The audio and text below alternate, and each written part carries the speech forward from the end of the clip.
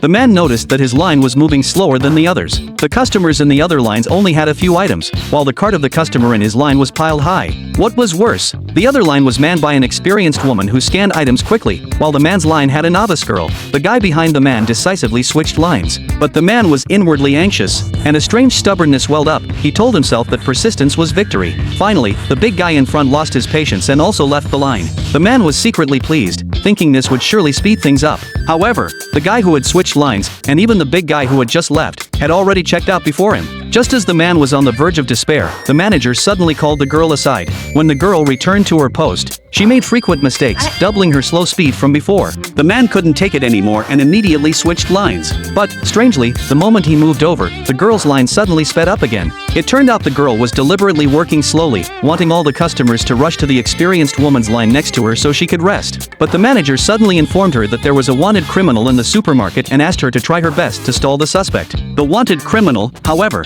seemed to see through the girl's intention and had already switched to the other line. So, in order to lure the wanted criminal back to her line, the girl deliberately sped up. But the experienced woman felt the girl was threatening her status, so she also increased her checkout speed. The two competed constantly, and finally, the girl's line emerged victorious. The wanted criminal returned to the girl's line again, but just as it was about to be the criminal's turn, the register malfunctioned. The criminal was momentarily stunned. By the time he finally paid and left the supermarket, the police had arrived at the entrance.